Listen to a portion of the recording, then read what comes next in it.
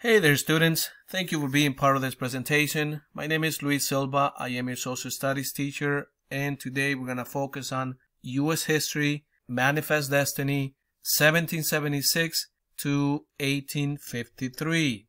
What is Manifest Destiny? Manifest Destiny is the belief that Euro-Americans had the God-given right to move across North America and in doing so be able to spread democracy as well as Christianity and to conquer anything that got underway. Please remember who inhabited the lands of North America, and those were Native Americans as well as Mexicans, and you also had a whole bunch of different animals, in this case like the buffalo, which was a significant source of food for Native Americans.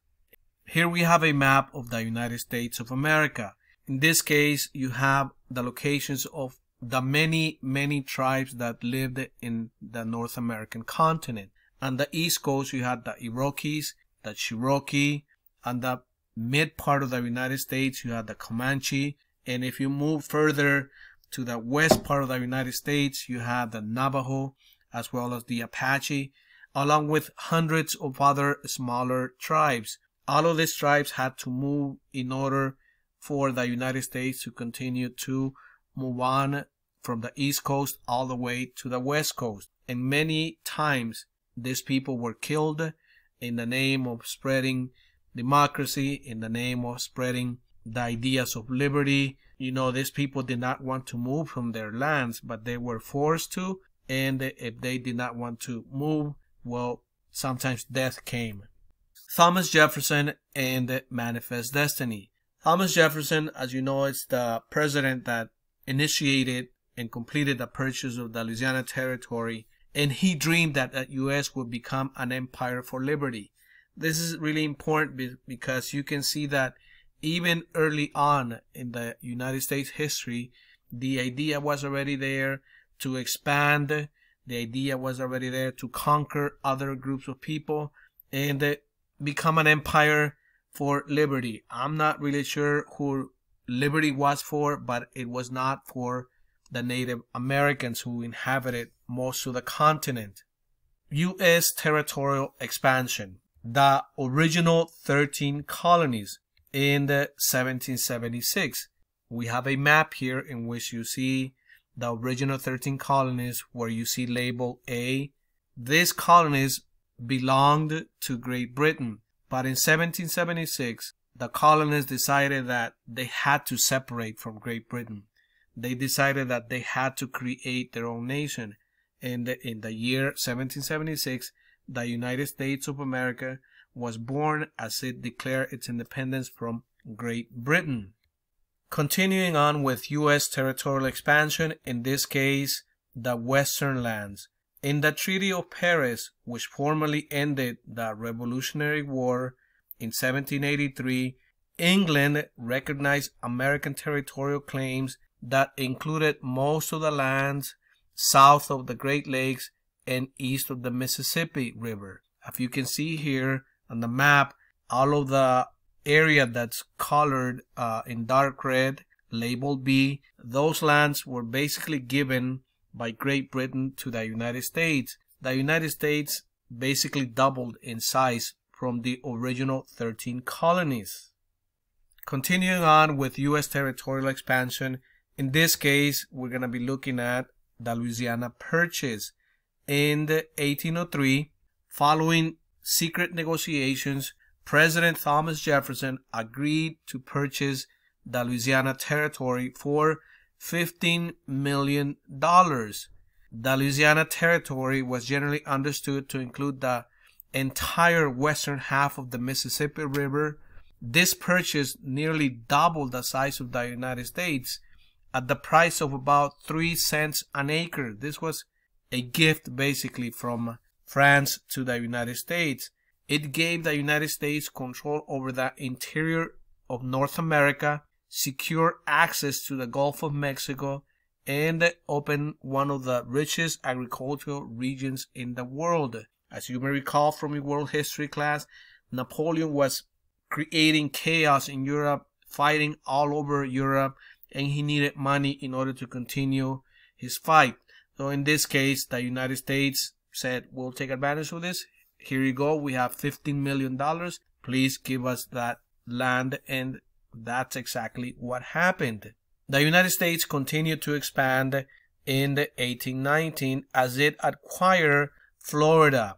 As you may recall, Florida was acquired from Spain. Spain was going through extremely difficult times. First of all, because it was weakened by defeats in Europe, and also it was going through a whole bunch of struggles with Latin American nations who were fighting for independence. So Spain was in no way, shape, or form capable of fighting the United States, and therefore it decided to basically sell the land that we know today as Florida for $5 million. And here we have Mr.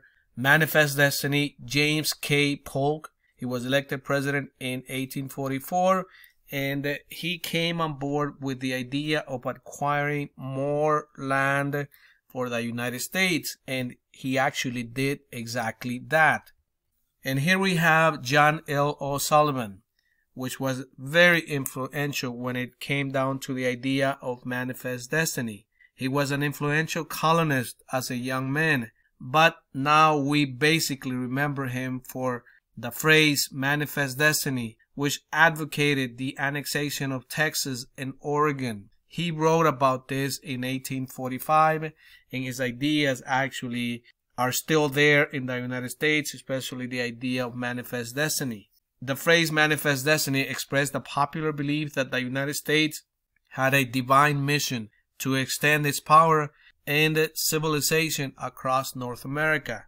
So remember, John L. Sullivan is mainly remembered for coining the term Manifest Destiny in 1845.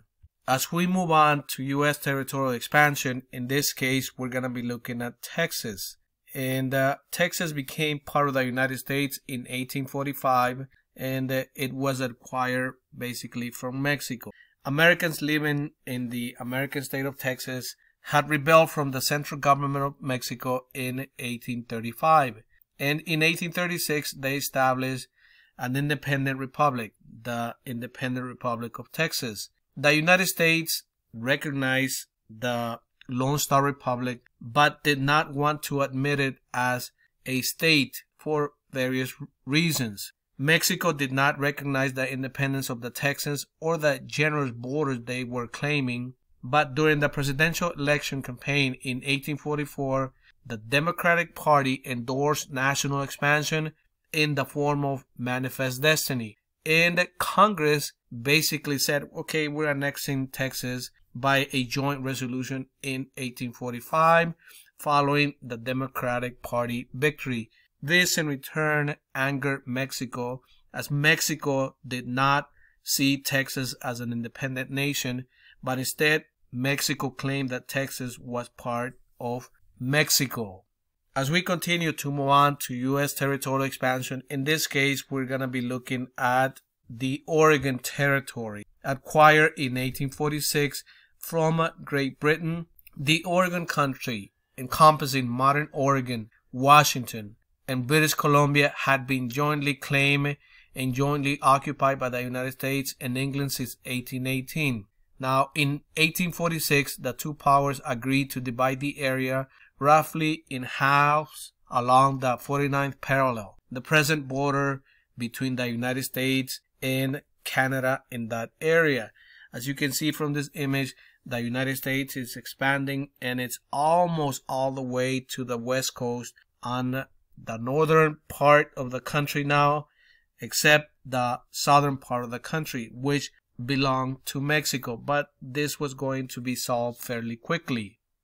In 1848, the United States continued its expansion and acquired more land, in this case from Mexico. The Treaty of Guadalupe Hidalgo, which ended the Mexican-American War in 1848, added an additional 525,000 square miles of U.S. territory, including all or parts of what is now California, Arizona, Colorado, New Mexico, Nevada, Utah, and Wyoming. It's a big part of land that the United States got from Mexico. Ultimately, the United States paid $15 million for this massive piece of land, but at the end of the day, it was either take the $50 million or take nothing. We're still taking the land. And I don't know if you recall that Mexico did not think that Texas was an independent nation or republic, and the conflicts